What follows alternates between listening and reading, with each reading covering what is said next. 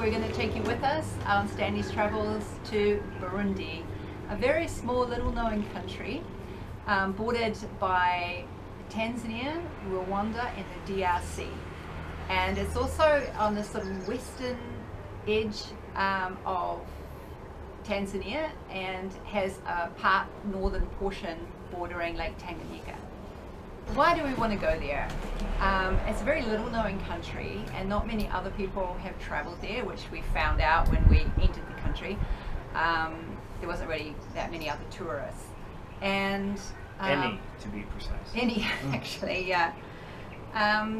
So we didn't know much about the country and we thought it would be really interesting to visit and see what we felt about it and what we thought and what we saw and share it with you guys. It used to be, until not that long ago, it was very difficult to get tourist visas to Burundi. And if you look at things like the Lonely Planet, they'll say, oh, you can't get visas, it's very hard to do that. But that's no longer the case. We got a visa, a 1-month tourist visa, for $90 US at the Burundi consulate in Kigoma. And it took, what, 20 minutes max? We didn't even have to fill in a form. The consular official filled it in for us. We chatted with him for a bit and then we had a visa.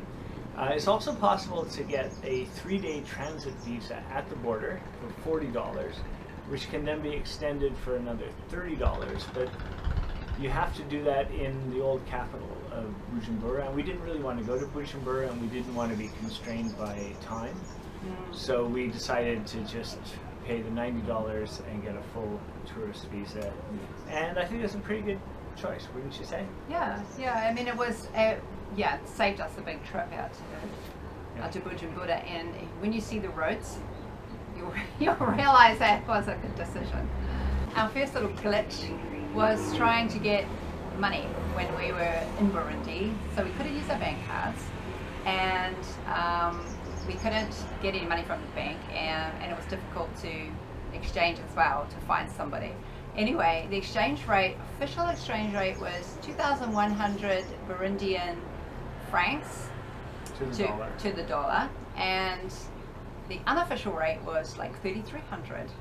So when we stopped off at the bank, the guy at the bank was like, I'm doing you a disservice by changing the money at this official rate. Just go down to the black market and change it there.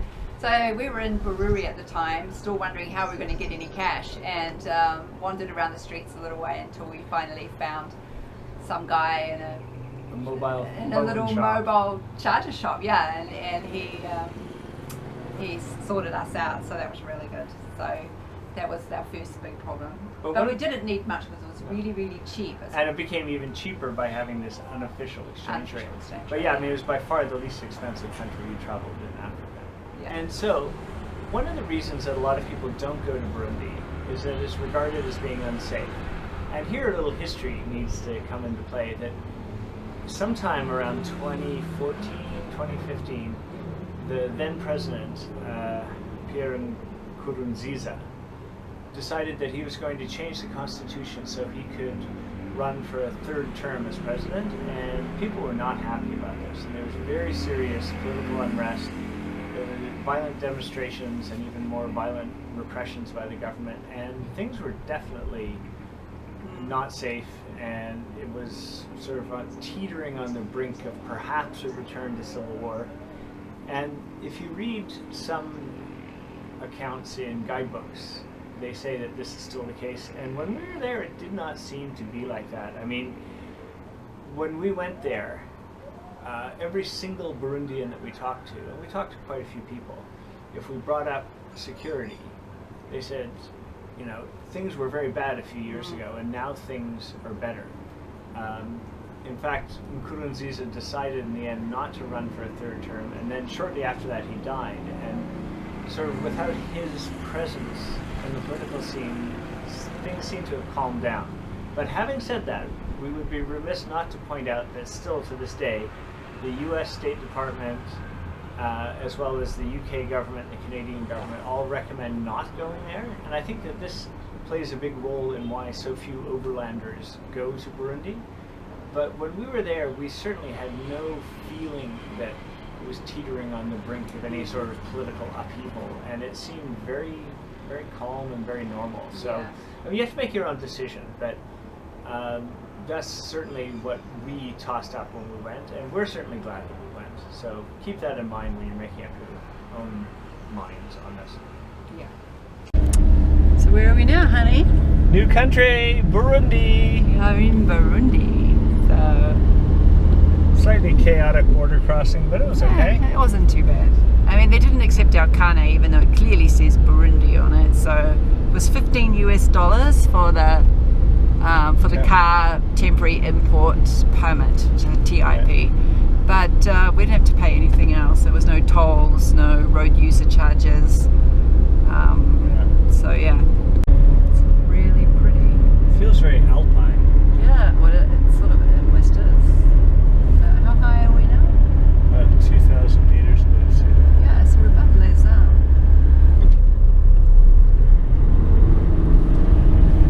And it's chilly. This would be amazing on a bicycle. Oh no, it'd be terrible. It'd be so steep, I'd be pushing. Friends, I'm just trying to do a bank run. Get some local Burundian shillings.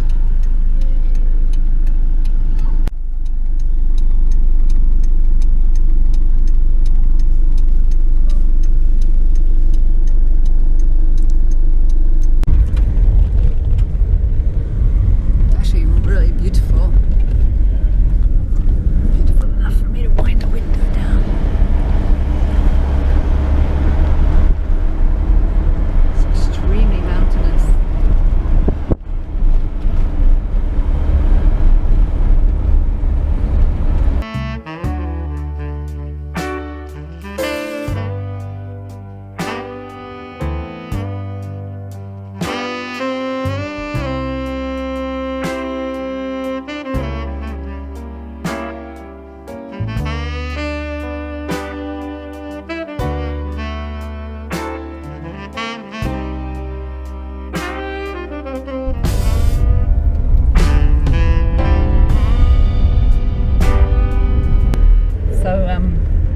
We're on the national route 18. 17. 17, sorry.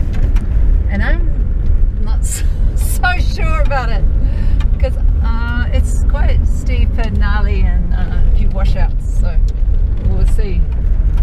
But that's why we've put you in the pilot seat here, because you can handle whatever's going to happen.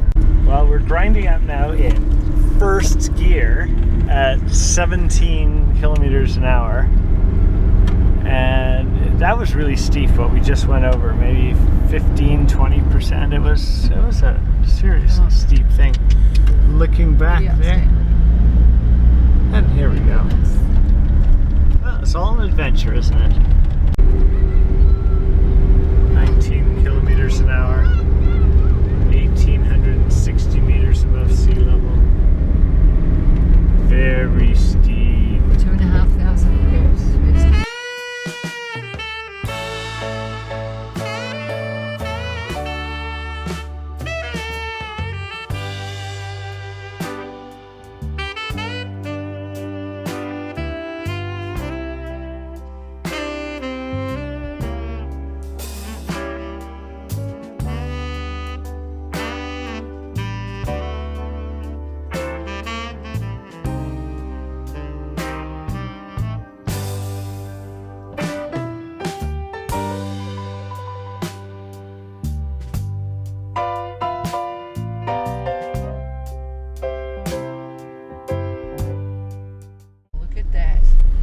Alhamdulillah, after 40k of pretty tough dirt road driving, I think we see asphalt. You know, that road is a national treasure, I think. Good morning, everybody. Good morning. We're just having a little breakfast outside the National Park office. Yeah, so we're at the Burundi Natural Forest Reserve. We heard from somebody who lived in Burundi that you could come look for chimps here. and it's a lot less expensive than in Uganda or especially Tanzania. So we thought we'd give it a try. So we drove up, chatted with the rangers here, and in about 30 minutes our man Claude is going to take us for a walk. Yep.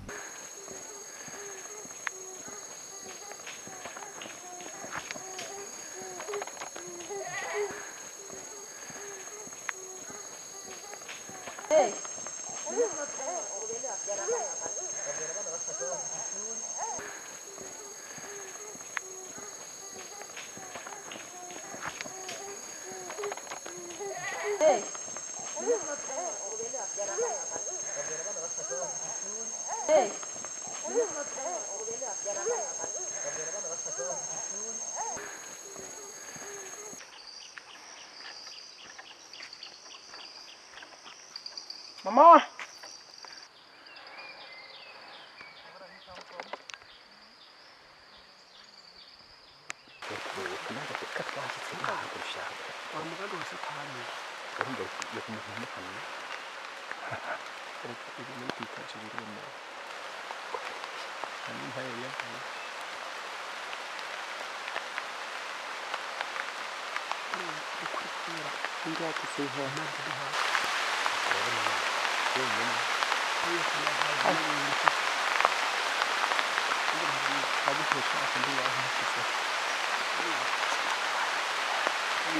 Lost her. There she is.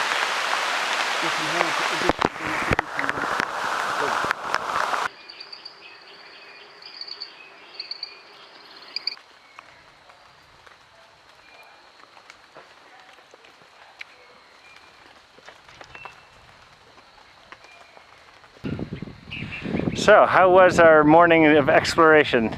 Oh, it's just wonderful.